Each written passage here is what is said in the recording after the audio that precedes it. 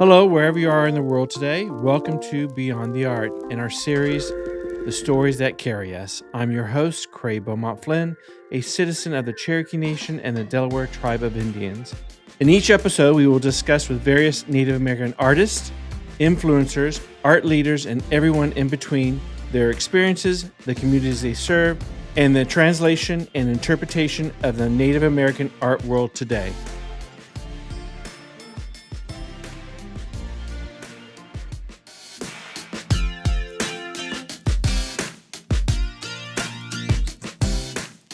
George, welcome to Beyond the Art. Thank you for joining us today. Thank you. It's nice to have you on the show. So tell us a little bit about yourself and what inspires you and your artwork. All right. Well, I started drawing way early into my life. I would, my parents were actually kind of sick whenever I was growing up, and I'd spend a lot of time in and out of the hospitals with them. And we didn't really have a lot of money, so my mom would buy me like a pad and some pencils to kind of occupy my time. And so I would just draw actually my favorite cartoon characters. And at that time, it was Dragon Ball Z. And so I just draw those guys. And then I noticed that there was anytime that Dragon Ball Z would come on, they would show fan art. And so I would use that as inspiration to actually continue to draw. I never actually submitted to the fan art thing, but just seeing what other people was drawing kind of just kept me motivated. And then as I got older and started to hang out with my cousins a little bit more, they also were drawing too. But the things that they were drawing were graffiti-esque kind of things, and more like Keith Haring type graffiti art. Well, I would say more there's a guy named Mr. Cartoon that heavily inspired us all. So we were definitely into that sort of scene, and I slowly went in from drawing my favorite cartoon characters into just drawing tattoo designs and graffiti. Whenever I was about 14 years old, both of my parents actually ended up passing away, and I moved from a small town, not even a town really, it's just a small little area in Oklahoma that's called Mason. And yeah, I went from I ended up moving from there to Tulsa, which was a bit of a culture shock. And big city. It's definitely bigger than Mason, that's for sure. So then I actually ended up going to school in Sapulpa. And when I first got there, I didn't know how to actually make friends, because I grew up with the same three guys my entire life, from the second to the eighth grade. And, it wasn't out of choice, but out of necessity that we all became friends. So how do you make friends inside of a larger community? And I was sort of quiet at first. I just kind of sat around and waited for people to approach me. And typically the thing that I was doing the most was just drawing, and they would want to see what it is that I was working on. And eventually people would come up to me and they would ask me to draw their girlfriend's names or their boyfriend's names, so that way they could give it to them. And I would do this just for fun. Right. And I got into the art classes there, and I never really even considered at this point in time that I would actually become an artist. I just was going with the flow. I didn't expect how my life would turn out. Right. So after high school, I actually tried to enlist into the Marines, but I have a complication with my heart, and that permanently stopped me from getting in. So I wasn't exactly too sure on what it was that I was going to be doing. And I just started working at the casino as a security guard. And my aunt had told me about this school called the Institute of American Indian Arts. Mm-hmm. So I end up going, and she was like, it's basically free. The tuition isn't like that expensive. You'll get a scholarship from the tribe and from the BIA and whatever scholarships they offer. Mm-hmm. And if you like it, then you can stay. But if you don't, you can end up moving back and continuing with your life. Well, luckily the parties were great and then you want to stay. So I never really was a really good student. Even in art school, I don't know, it wasn't my thing.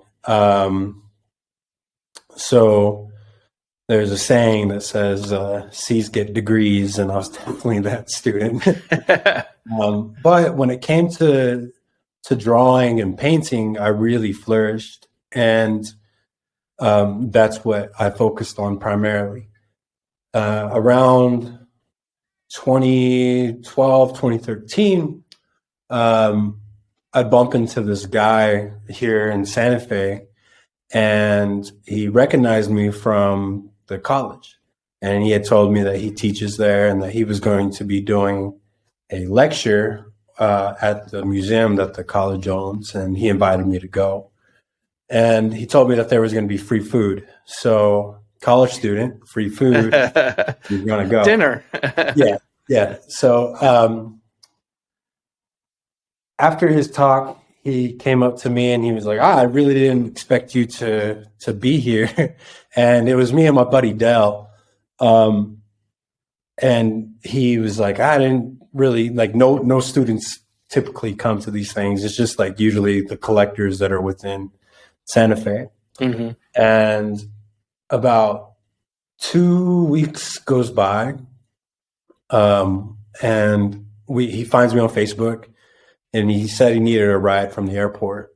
I just wasn't doing anything, and so I ended up going to pick him up. And shortly after that, a couple of days, he was in my studio, and he was like, if you just pull your head out of your ass, you could probably be a decent artist. And so he ended up mentoring me. And at that point in time, I really didn't know who this guy was, but he ended up being a very prolific artist here in Santa Fe. He gave you the kick that you needed, probably at that time. Yeah. And his name is Tony Abeda. And I have no idea who this guy was or like anything. He just opened up his studio to me, and I slowly started to put the pieces together that he was somebody that I should definitely take serious. And so he helped me throughout my entire college career, and he still helps me to this day. He was the whole reason why I ended up going to Florence, Italy for my master's. He really, really is a influential person, not just in my life, but also in my art career. Mm-hmm. So you're actually a citizen of the Muskogee Creek Nation, correct, George? Yes, sir. Yes, sir. So does your ancestral heritage, do you gravitate that in your craft and some of the art that kind of you bring forth? Not exactly. In a very roundabout way, I guess I do. I mean, ultimately, the way that I view my heritage and my culture is simply anything that I do becomes part of the narrative of what it means to be Muskogee Creek, or even Native American, or simply just a human being. Mm-hmm. When I was at IAI, I noticed that most people were driving their influence from their heritage. And I had this wild hair thought that said, I don't necessarily have to paint something that's so explicitly Creek. I could paint whatever I wanted. And there was a letter that was written by an artist by the name of Oscar Howe, who got rejected out of an art show back in like 64 or maybe even earlier, from either the Gilcrease or the Philbrook Museum out in Oklahoma. And the reason why they rejected his work was because they said it wasn't native enough. And he was like, how dare you say my work not to be native because I happen to be Native American and you are not Native American. So why are you the judge on what is and what isn't? And his work is, like, when you look at it, it is exceptional. It's still beyond its time. He was breaking down the basically, like, not just depicting what was going on in his ceremonies, but how it felt. And although he doesn't claim to be a cubist, his work definitely looks very cubist-like, but I wouldn't say that it is.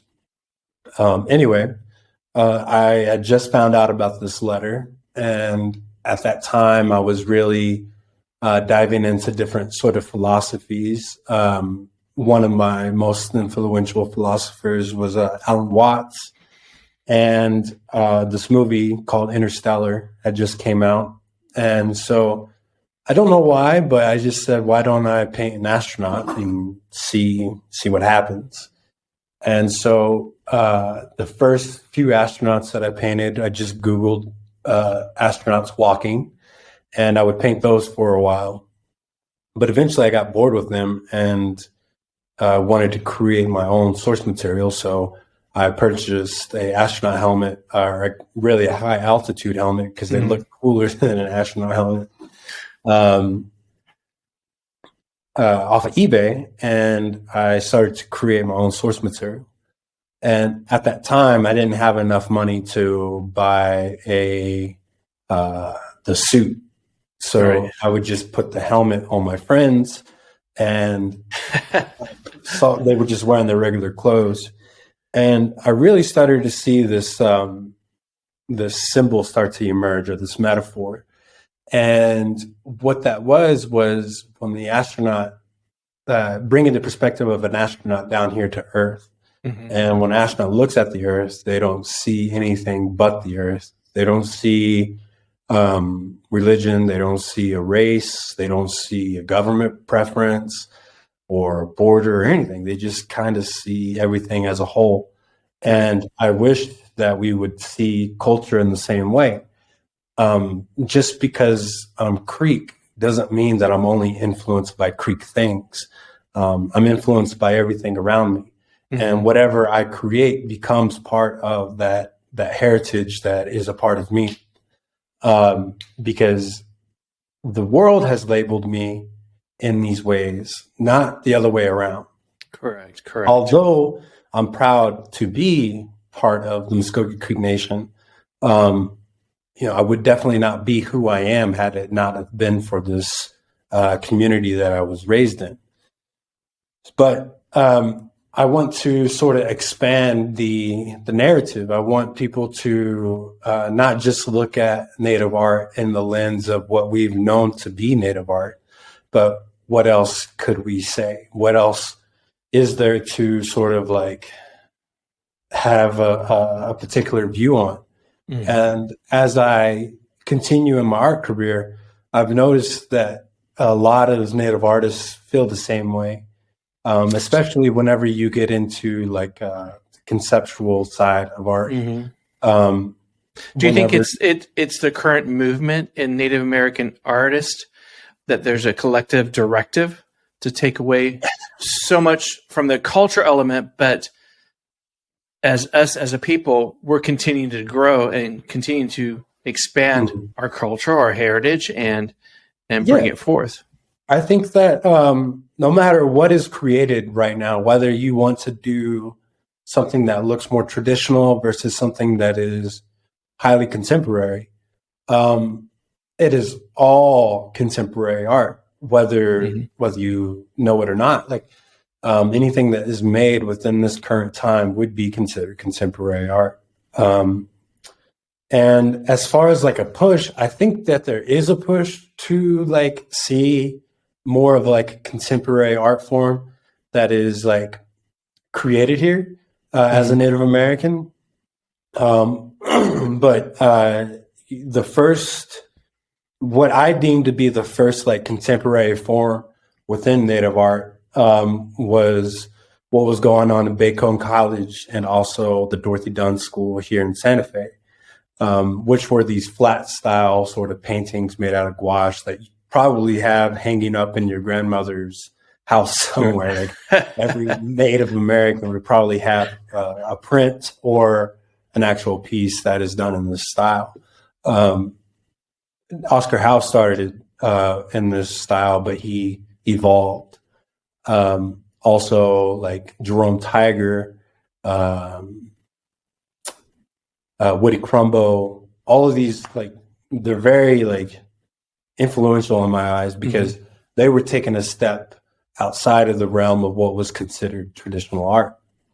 And in today's standards, what they were doing would be considered traditional today. There was one of my professors, I had asked him, like, when does a tradition become a tradition? And jokingly, he said, George, if you shake it more than twice, it becomes a tradition. Good analogy, I guess. Yeah.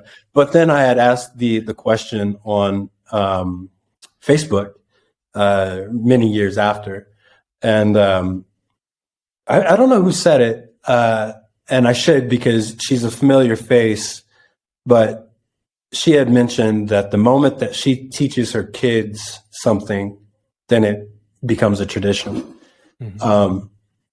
So I really liked that. I thought that was really like meaningful and philosophical even.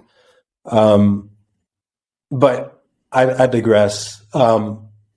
As far as like, there's many different pushes in the art realm that is considered Native art. You have like a traditional stance where people take the legacy of their tribes and they continue those traditions and they still make art in that sort of way. You have people that are looking even in from the 50s all the way up till the early 90s as for inspiration. And then you have people that are trying to push beyond, not just with thought, but even with material. There's a really, really great artist. And to be honest, at first, I did not like her work. I thought, like, who in the right mind would like this stuff? But the more that I read about it and the more that I was surrounded by it, I've grown to understand and appreciate it. And Teresa Baker, if you're listening, that was the work. And I really, really enjoy what she's doing now because it's so fresh and very different. And if you looked at it, you could see the Native influence, but it doesn't overrun the actual conceptual part of the work. Is that behind you, the helmet? Yeah. So this piece here is one of my pieces that I'm currently working on. This is sort of like a newer series that has sort of like transpired within the last year and a half. And I just one day woke up, said I wanted to put an astronaut on a horse and let's see what happens. So obviously this astronaut, but what does it mean to actually put the astronaut on a horse? And at that point in time, I didn't really understand until my girlfriend and I were sitting in my studio and we were trying to dissect what it could mean. And she had mentioned this timeless journey that humanity has been on to find this collectiveness with one another. And I thought that that was absolutely perfect. And so I decided to kind of roll with that. And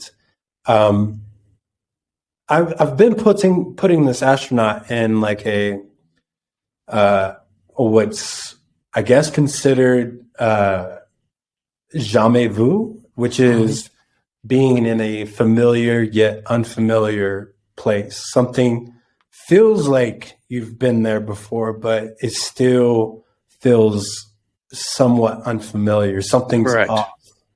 So the first one that I did was an astronaut on a horse, but then there was these potted plants that actually created the landscape.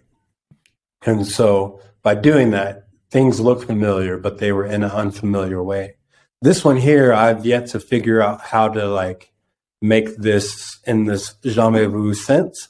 But I think what will ultimately happen is maybe there'll be petroglyphs like on the windows or something of the sort to even give it like a surreal feeling. But yeah, this is one of the pieces that I'm working on. My studio is a total wreck right now. Well, you're creative, so that you can't have it too clean, you know. Well, always a work in progress. Yeah. But yeah, I've also been taking a bit of a break from painting. But I think every artist who attends Indian Market probably does the same thing. You know, we work really hard through the summer, but then as the winter sort of comes around, we tend to hibernate and correct.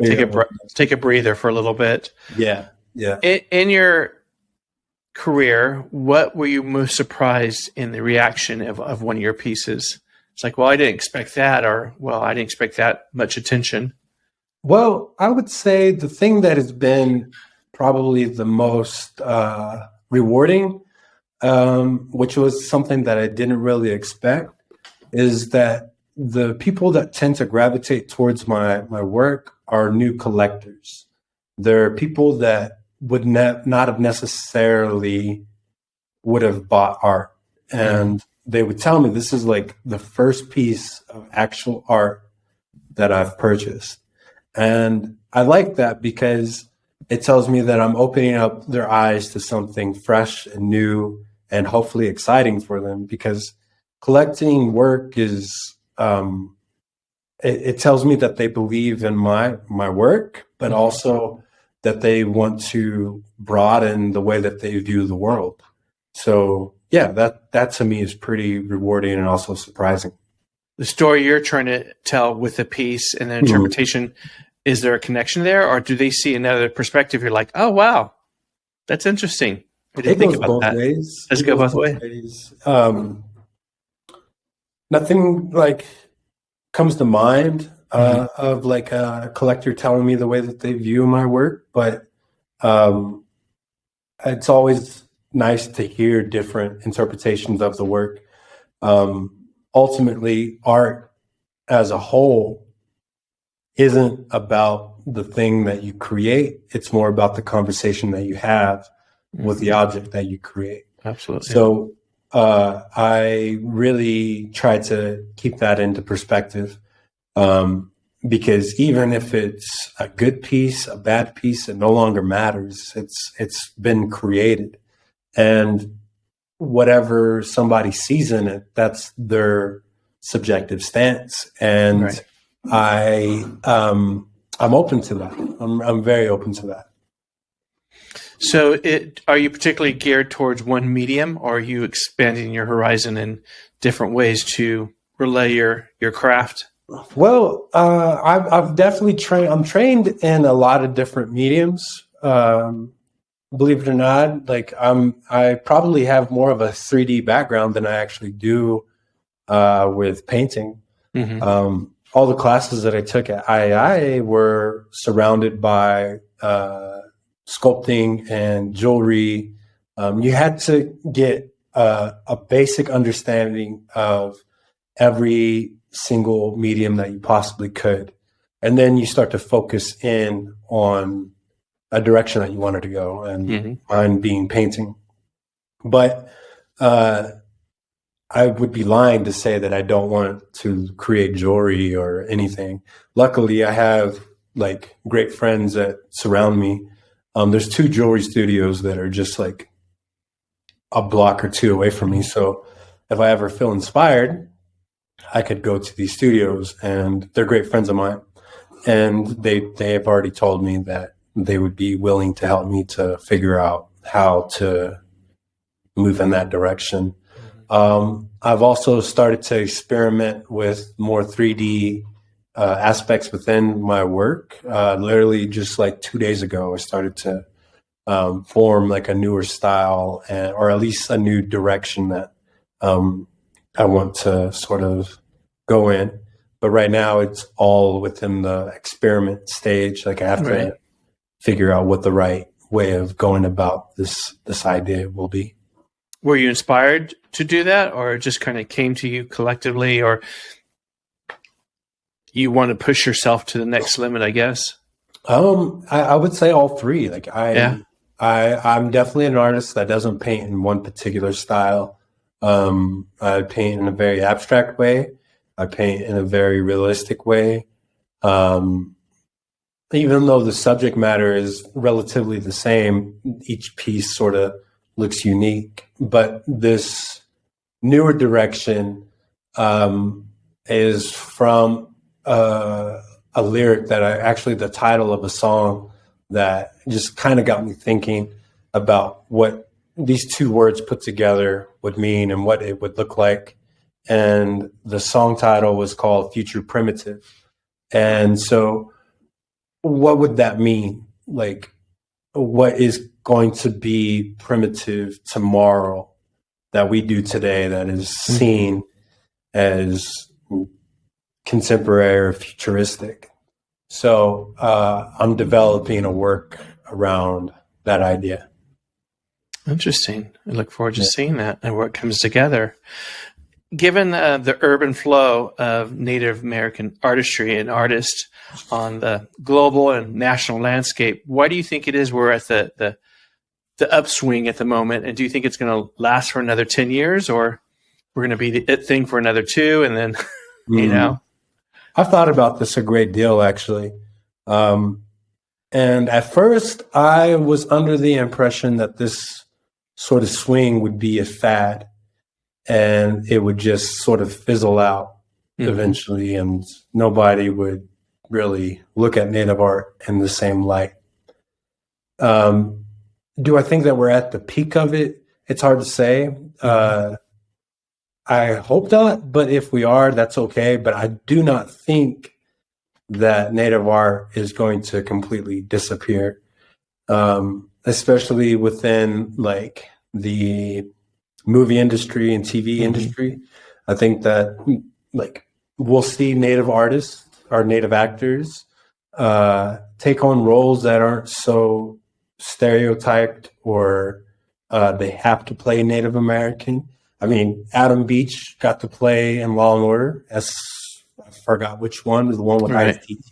And he didn't really play as a Native American. I feel like he sort of played as Adam Beach. Right. And so that's something that I kind of that's what I'm really looking forward to, is this point to where things aren't so on the nose about our heritage and our culture, but the take that we put on the 21st century is what's more important to me. We were by default, I would say that most Native Americans are thinkers and we're philosophers. We want to sort of understand the things that our ancestors have gone through, but yet we also want to move away from it and try to heal. And that takes a great deal of thinking and sort of expanding onto what that means within this world. And so by moving away from what's considered the stereotype, I think that will happen. Do you think it also is part of an educational process, since a lot of youth are not given the abilities or tools to be involved in art per se, or learn a craft, but especially for Native American youth. They're not learning necessarily just the old ways, but also new ways to retranslate that into a modern format. Yeah, which is great. I think that taking what is considered traditional and transforming it into contemporary form is how a culture grows. As far as youth not learning their heritage or learning about who they are as a Native American, everybody is on a journey for themselves and for their own soul. And if you feel like you yearn for these teachings, then you should go and try to find those things. You know if you're one of those people, and if an obstacle gets in your way, then you pivot and you go around, you go through it, you do whatever you can to make sure you learn the things that feed your soul. Me in particular, I grew up inside of a Native church, and the things that I grew up around make up who I am. I don't necessarily feel like I need to go out and learn every single aspect of what it means to be Creek. The part of me that is Creek to the core. And there's nothing that anybody could shake or move that. So, yeah, I don't know if I have a unique stance or anything of that matter, but I hope that whatever it is that people are searching for, they find it. And to people that gravitate towards Native heritage that aren't necessarily Native, I would, still encourage you to find what it means or find the things that feed your soul. The thing that you have to stop doing, though, is say that these things are Native American whenever they're not. It's okay for me. It's okay for you to sort of be inspired by our heritage, but don't call it Native American whenever you're not. Right. Yeah. What inspires you? Oh man. Very open question. I think what would probably be an easier question would be what doesn't inspire me. But hey. I would say that the thing that inspires me the most is having a clear understanding of what my true purpose here on earth is. And through art, I'm allowed to be alone with my thoughts, and I can create from the thoughts. But the most important thing is for me to understand how I think and exercise that more so than the actual piece. Even though this painting has taken on a figurative form, that doesn't mean that there's not emotion in it and there's not thought behind it. Painting doesn't need to look abstract to express emotion. Correct. So that's my main focus. I don't need to be the most Native American painter. I don't need to be the most prolific, although I do try my best to be the best that I can be.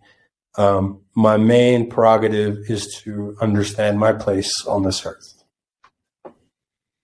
Do you have a specific piece that you're proud of that was part of your DNA, your soul? Or is every piece a little bit of you? Every piece is a little bit of me. I've never really been one to be like, I don't know if I can give away this piece. No. Because I hope you're not giving away your pieces. No. I'm also a capitalist, so that is a true starving artist. I don't know. There's no piece that really comes to mind. However, I think right now the thing that I'm most proud of is that one of my pieces got to be it was selected for a very, very prolific show that recently just got postponed. But yeah, whenever the details come out on that, I'm really, really excited about this. Is that on a national format? Yeah, it's probably, I'll say this, is about as national as you could get. Gotcha. Yeah. Well, we can pinpoint that down. Yeah. I would say right now that is my pride and joy. Are you showing anywhere specifically besides the markets? Just in my studio. Part of the artist industry, you typically have to work through galleries, and not to say that that's bad by any means. I think that every artist should find the avenue that works for them. I just happen to feel a little bit more independent whenever I get to do my own thing. And I was very fortunate enough to find the studio that I have right now, to where it's in a very centralized location in Santa Fe. And so whenever somebody needs to find me, they know exactly where I'm at. Plus, with social media, it's definitely became a tool that I use very, very often to help promote my work. The galleries that I used to work with were exceptional. They really helped promote my work. They helped me find collectors, and they did a lot. But as I started to grow and realize that I could do this kind of on my own, that's the avenue I chose. Not to say that I'm not seeking gallery representation. I just want a better control of my regional market. But as far as outside galleries from the Southwest, I'm totally open to negotiate and work with. But yeah, that's pretty much. Spread the word. Yeah. Yeah. You mentioned mentoring early on in your career. Have you been approached from other up and coming artists to take underneath your wings? A little bit, not too much. I still feel like I've been mentored, and now it's time for me to sort of grow as my own in order to really fulfill the role of a mentor. If I were to start mentoring now, I would just be regurgitating the things that I've learned through school and also through the people that have taught me outside of school. And I don't feel like that would do anybody justice. Nothing would have been added to this lineage of knowledge. So right now, I'm primarily focused on myself, but I have done mentor programs, and I enjoy them. I think that as I get older and really start to understand and take a grasp of my art form, eventually I will consider mentorship.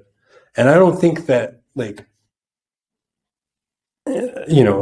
it's not like you just grab somebody and you're like, I'm going to mentor you. You're going to be an artist. I'm going to make you an artist.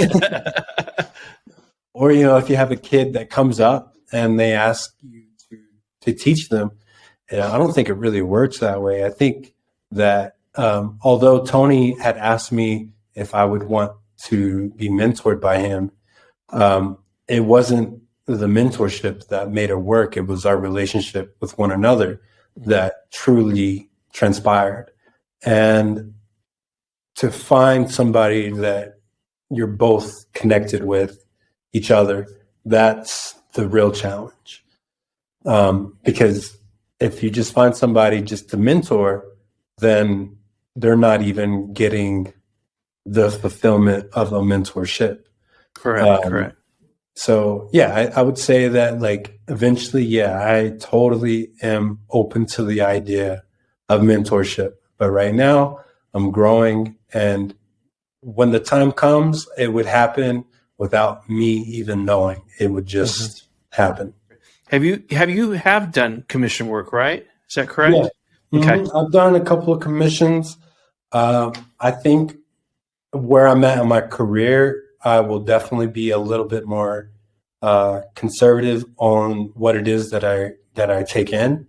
I Do you prefer to be in the driver's seat, or do you accept the commission parameters, I guess?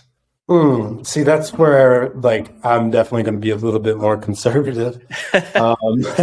I I used to allow the collector sort of pick and choose what they want, but I feel like I'm at a point in my career where that's not sustainable, and it doesn't do you justice, and it doesn't do me justice.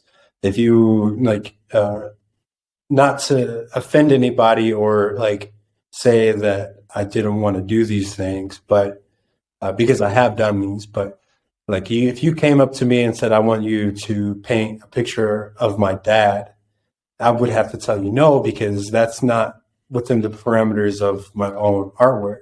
Correct. But if you came up to me and said, hey, I really like the style of this piece, could you do something similar? I would be open to that, because this fits within the canon that I'm creating. Well, it's part of I would say, your DNA, and why someone would want to reach out to you to do a piece. It makes perfect sense. Now, if I get really broke, then approach me.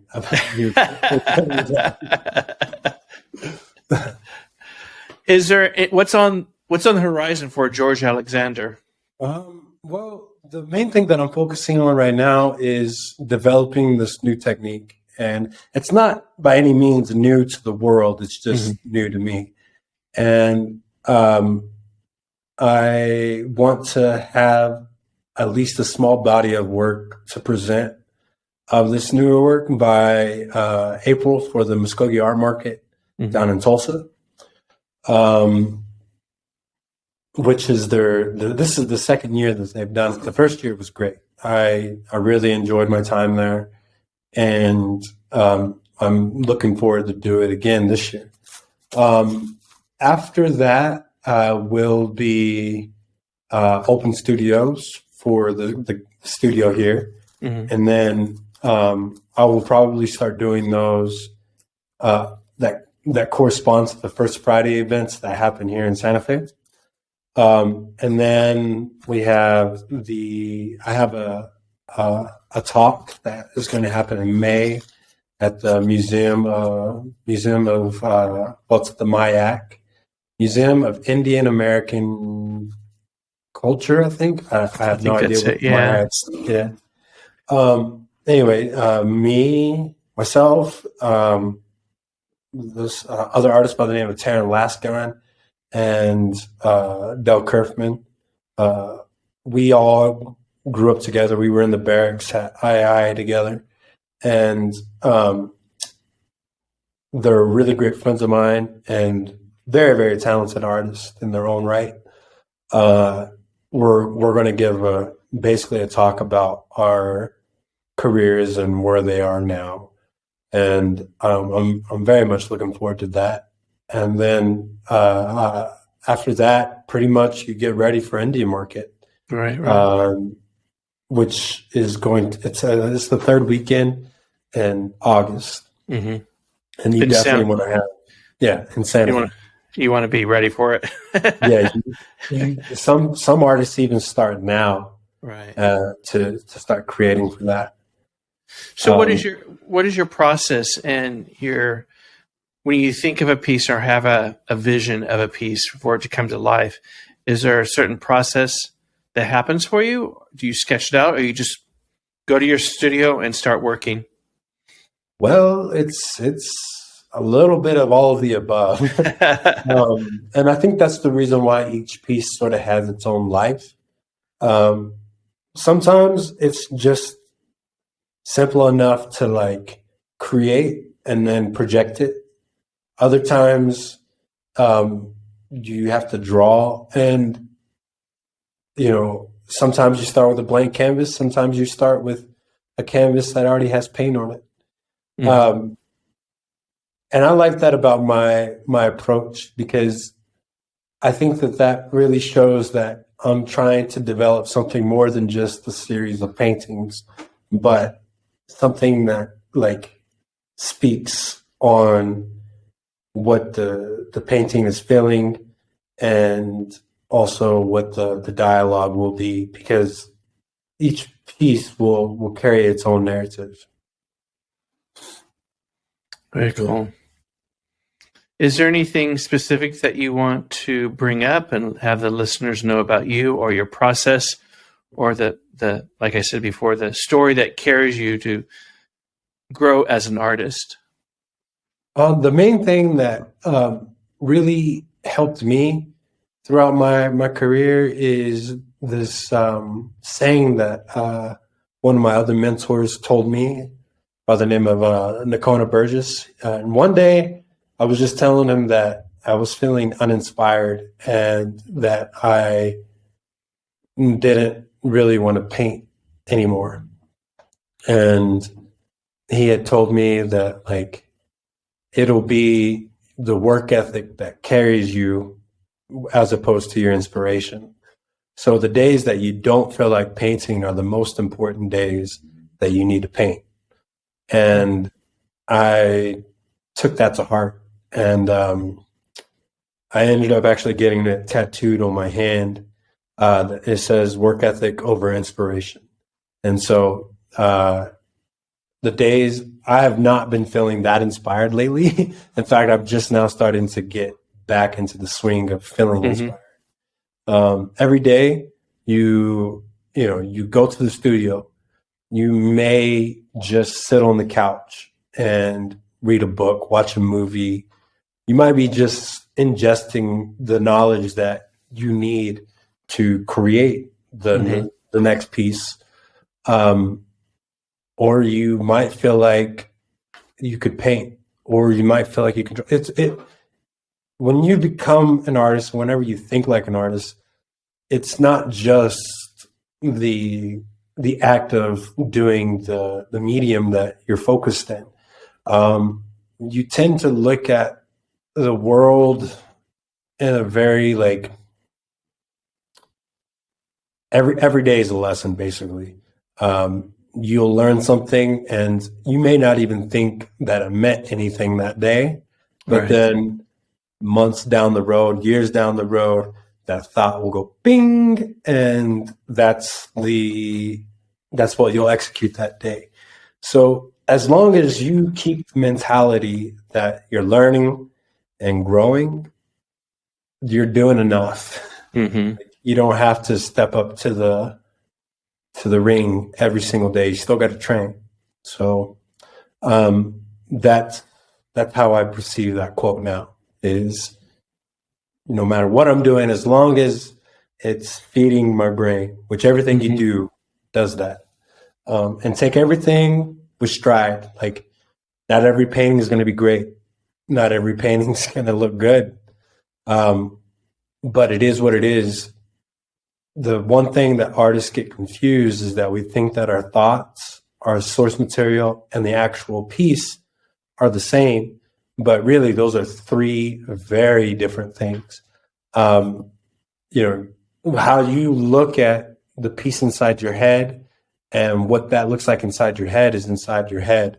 Correct. And then whenever you start to jot down what that is on paper, or however it is that you do it, that is an entirely different subject. It's an entirely different. It's inspired by your thought, but what it is on paper is not what it is up here.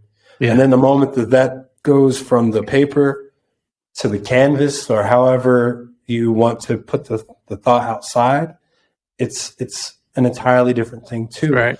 And so you have to sort of, they always say that, like, your artwork is like your children, or something like that. Right.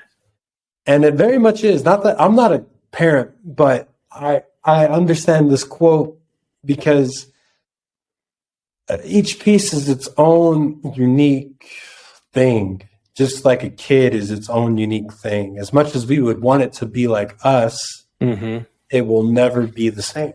Correct. So if you see your thought as the parent and then the execution as the child, you're only the shepherd. You're not You're not the thing that's just putting everything in there. Correct. The translation of the story is separate from when it starts here to the forms or format that you end the piece and work in. Do you ever feel that you'd want to collaborate with other artists on pieces? Like I've collaborated a couple of times with artists here. I definitely know this about myself though. I work better alone.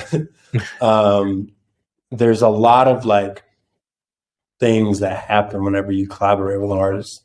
There's time conflicts, there's idea constraints, and I not that I am opposed to collaborating with another artist. I know that I work better alone, and if there's an idea that ultimately that's what's most important, is what it is that we're trying to put into fruition. Is it just a nice painting? Is it something that's thought provocative? Or is it like, thought provoking? Is it why? It could be provocative. What's that? I said it could be provocative as well. I guess. Well, it could be. I would have to know what the reasoning is. Is it just because you like my style? I think that would probably not. It wouldn't want me to collaborate with you. I think that I paint realistically. You can choose any realistic artist to suffice those needs. So I would want to know why it is that we're collaborating together. And often what I've noticed is that you tend to collaborate with your friends. You tend to work together with friends, and most art movements start with a group of people working together. And so I'm curious to know, how will they classify this genre or this generation of Native American artists? Because there's so much that is happening, and we think that we know it all, but we really don't. There's so much more that is happening that we don't necessarily or even connected to. But like I said, if there's an artist that wants to collaborate with me, let me know why.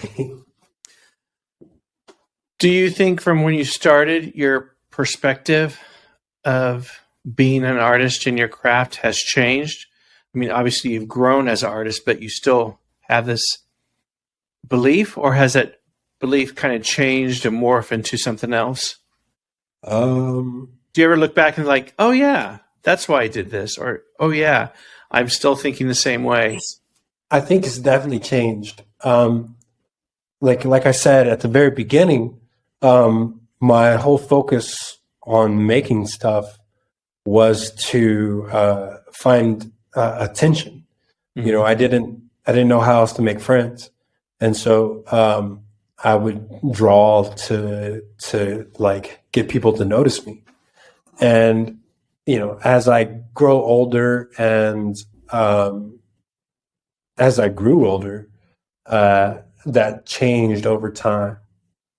And I would say that right now, where I'm at in my life is understanding the true purpose of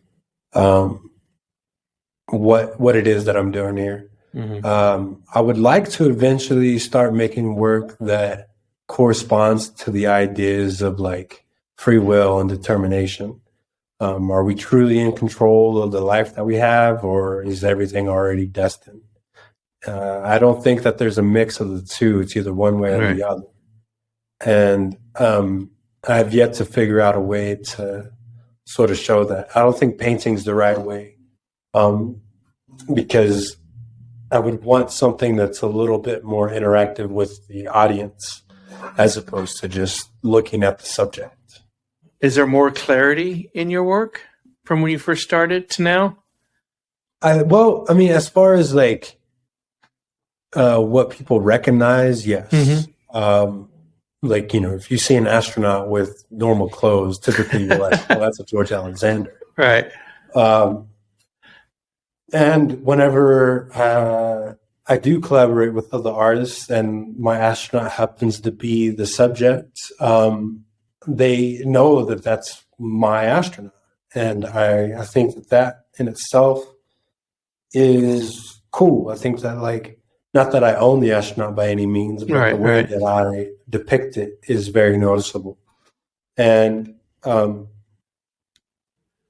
as far as like conceptually, like what goes beyond my pieces, or like what it is that like my pieces are saying, even that, I don't know. Like, I would say that that's not as clear as I would hope, because what usually happens is an image pops in my head and then I execute.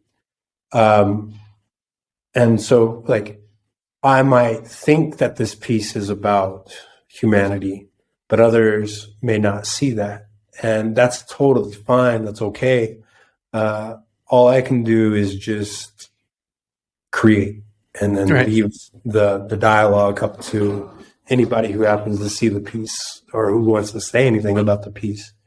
So I don't know if that will ever change. I don't know if like what it is that I want to say will ever truly be what is clear. Mm-hmm. But it doesn't really matter to me. It's all, again, as most art is about the interpretation. Everyone's going to get something different from the next person and what the artist is trying to relay. Yeah. And hopefully it's a combination of, but you never know. Yeah. I mean, you do have really, really talented artists that have a very, very clear way of what it is that they want to say. Mm-hmm. And by all means, like, if that's how you want your work to be, then that's great. There's an artist by the name of Kent Monkman, who is this two-spirited artist who also goes by the name Mischief Eagle Testicle. And that's a good one. Yeah. And their work, I really, really like it. It first of all, it's technically sound. Like, it's all done in acrylic and it's very hyper realistic. And so to achieve that is quite the feat. But the dialogue that surrounds the pieces, and some of the work, it's very metaphorical, and like you can sort of like depict the things that you want to see, mm-hmm. where other things are a little bit more direct. And there's a very clear message of what it is that Kent is trying to do. And I think that, like, to have that balance is something to achieve. Like, it's not that easy to do. When did the astronaut helmet become, I guess, identifiable to you, to what you're trying to relay in your story, I guess, about humanity and the way the perspective, the dialogue that like I like developed with the helmet is ever growing, and the more that like I start to the more that I change as a person, the more that dialogue sort of changes too. But I guess whenever it became prominent in my work, or like whenever I started to take notice that people understood that I painted the astronaut, it sort of just kind of gravitated into that. I don't know if I want to continue to painting the astronaut. Like, I don't want to just be the astronaut guy. Right. I want to have other thoughts and like be able to, I don't know, like progress in other ways of people thinking about my work. Mm-hmm. I was going to ask you, but I thought maybe it was too, what's the word? Getting too, because some artists, like, they have their thoughts and they don't want you to get too delved into their mind. It was like, does the astronaut have a timeline? You know, does he have a lifespan? I don't think he does. Like, I think that like the astronaut will forever be part of my work, but he may take a nap. he might take a nap. Yeah, he might take a nap. There's other things, like I said, the future primitive thing. Mm-hmm. I don't know if there will be room for the astronaut in this like series, and if there is, it would probably just be like an iconic figure within the work, as opposed to being the main star. Gotcha. Yeah. Well, George, is there anything else you want to bring to the readers, listeners, viewers of the show? Well, I think, if you happen to be in Santa Fe, come by my studio. I'm in the plaza. The best way to find me is to Google Starbucks, and you'll get right to the Starbucks in the plaza. Then it goes Nambe, which is another store, and then you'll see some stairs. You go right up those stairs, and the address is 102 West San Francisco Street, Unit 5, Santa Fe, New Mexico. You can also follow me on Instagram. I go by Ofusky, which we didn't even dive into. No. That name.